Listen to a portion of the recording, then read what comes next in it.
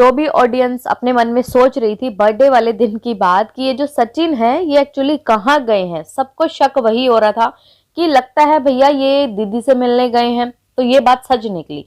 आज जो है सचिन का जो घड़ा था ना, अंदर जो सबर का बांध था वो कहीं ना कहीं टूट गया है। लेकिन उनका कहना यह है कि अभी भी मैंने सिर्फ और सिर्फ 5% बताया है, बाकी बताना बाकी था। यहाँ पे मैं सिर्फ और सिर्फ जो है दीदी को गलत नहीं कहूंगी, गलती दोनों की है, बराबर गलती है।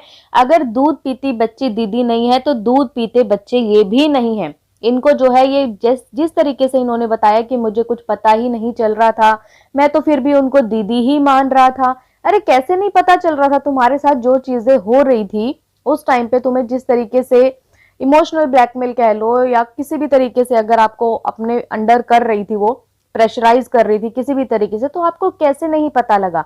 मतलब बाकी के जो लोग थे वो सब समझ पा रहे थे कि क्या हो रहा है, मनाली में किस तरीके की हरकतें हो रही हैं। दूसरी बात ये कि जब इतना सब कुछ तुम्हें पता चल गया था तो तुम्हें उसी टाइम ही स्टेप उठाना चाहिए था। तुमने अपनी वाइफ की भी जिंदगी खराब करी और अपनी तो की ही की। बात करें अगर इनके हैदराबाद वाली, तो भैया इतनी क्या चुल मची थी, उसने ऐसा क्या जादू टोना कर दिया था कि तुम जो हो उठ के हैदराबाद चले गए।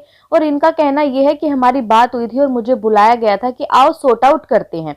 मतलब गलती तो तुम्हारी है यहाँ पर। तुमने लाइव करी उसके अगेंस्ट, उसने तुम्हें सॉर्ट आउट करने के लिए बुलाया और तुम फिर चले गए।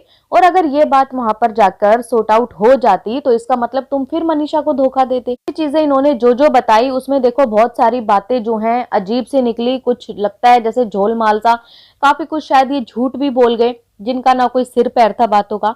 अच्छा, इन्होंने बताया कि ये चीजें स्टार्ट कहां से हुई? चीजें हुई जब इनका घर बना और गृह प्रवेश हुआ।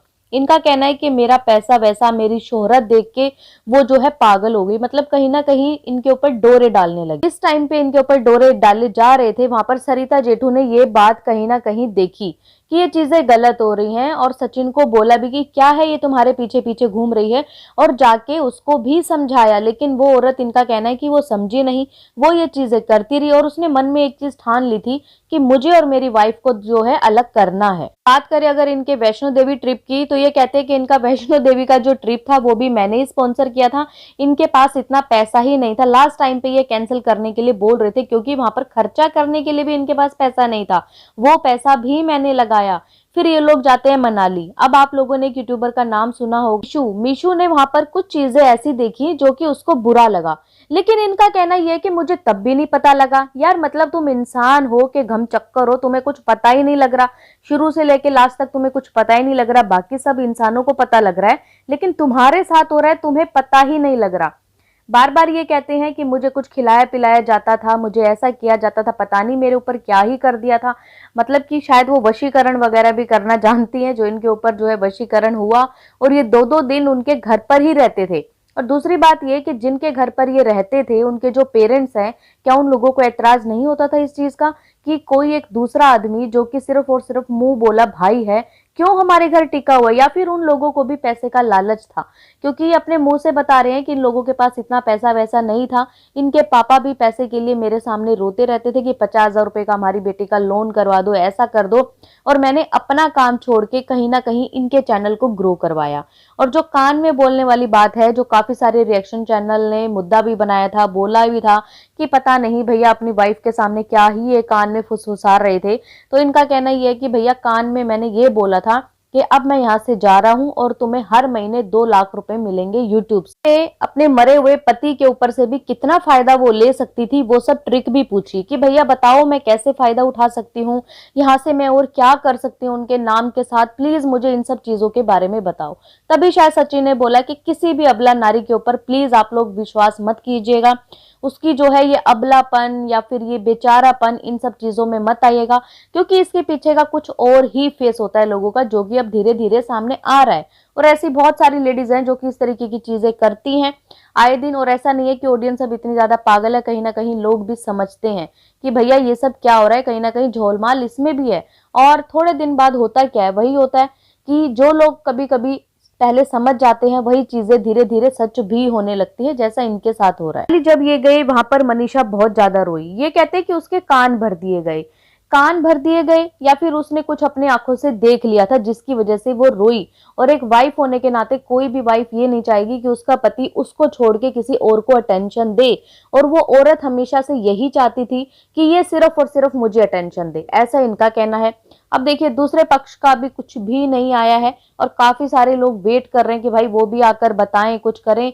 लेकिन सचिन का कहना है कि मैं तो जो है ना अब जेल चला जाऊंगा, मैं तो सलाखों के पीछे आऊंगा, और हाँ मैं अपनी गलती मानता हूँ, मैंने ऐसा ऐसा किया है, सबके सामने मैं एक्सेप्ट कर रहा हूँ। इनकी सगाई हुई थी उसके बाद से ही ये जो मजनू थे ना, इन्होंने ऐसी रील बनाई थी जिसे देख के सच में काफी सारे लोग समझ गए होंगे कि इनको क्या हो गया। ये रात को गाड़ी से आ रहे थे, गाना इन्होंने चला रखा था, अच्छा सिला दिया तूने मेरे प्यार का, यार ने ही लूट लिया घर या का।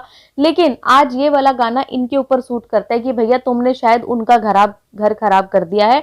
शायद उनका जो बसने वाला घर था, मुझे नहीं लगता कि शायद वो आगे जाके अभी बस पाएगा, क्योंकि उनकी भी पूरी ससुराल फैमिली जो है इनको अच्छे से जानती है, सारे व्लॉग्स इनके देखती होगी। और अब कौन ही लोग होंगे भाई जो इतना सब देख के जो है रिश्ता करेंगे। के लिए हमेशा से भड़काया गया, कान भरे गए, हमेशा से ये बोला गया कि ये तो पागल सी है, खाना बनाना नहीं आता, इसे कपड़े तय नहीं लगाने आते, क्या ही तुम्हारा ध्यान रखती है, मेरे पास ऐसा पति हो तो चरण धो के पीऊं। तो ऐसा क्यों बोला गया भाई, वो तुम्हारा भाई है, क्यों बोला गया तुम्हें? तो बल्कि उसको और अप्रिशिएट करना चाहिए था, उसकी वाइफ को कहीं ना कहीं इन चीजों के लिए समझाना चाहिए था कि तुम्हारे पास अच्छा पति है, ध्यान रखा करो, थोड़ा काम अच्छे से किया करो। ऐसा नहीं कि अपने से ही उसका जो है कंपैरिजन करने लग जाओ। अपने भाई भाभी से भी प्रॉब्लम इनको है, इनको दिक्कत है कि उनके व्यू इतने ज्यादा क्यों आ रहे हैं, क्यों इतना ज्यादा पैसा कमा रहे हैं। ये सब चीजें भी इन्होंने सचिन से शेयर करी। अगर सचिन इतना अच्छा नहीं था या फिर इतना ज्यादा इनका अटैचमेंट नहीं था तो क्यों सचिन को बताई ये सब बातें? भाई भाभी से भी इतनी ज्यादा जलन क्यों थी इनको? इनके साथ मिलके कहीं ना कहीं प्लानिंग करती थी ये अपने भाई भाभी के चैनल के लिए कि वहां पर नेगेटिव कमेंट्स आए, इतने ज्यादा नेगेटिव कमेंट्स आए कि वो लोग जो है ना अपना चैनल डिलीट करके भाग जाए, उनका चैनल ही ना रहे, क्योंकि एक घर में दो चैनल नहीं होने चाहिए। इससे होता क्या है कि आपके व्यूज जो है बट जाते हैं, जितने व्यूज एक चैनल पे एक फैमिली पे आते हैं वो व्यूज उतने ना आके जो है दो चैनल पे बढ़ जाते हैं। कहीं ना कहीं इनको भी अंदर से इस चीज का लालच था।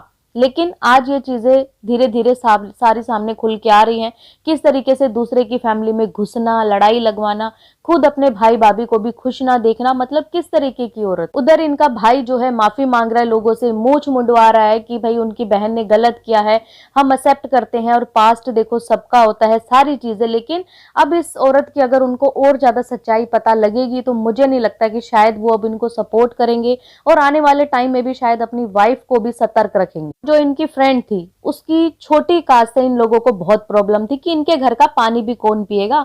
आप लोगों ने देखा होगा जात पात, छोटी जात, ये सब चीजें बहुत पहले होती थी। तो इन लोगों के मन में इतना ज्यादा खोट है ना, मतलब कास्ट को लेके आज भी ये चीजें ऐसी करती हैं और फिर उनको बोलते हैं मेरी बेस्ट फ्रेंड। अगर उसकी कास्ट इतनी ज्यादा छोटी थी तो उसको फ्रेंड बनाया ही क्यों?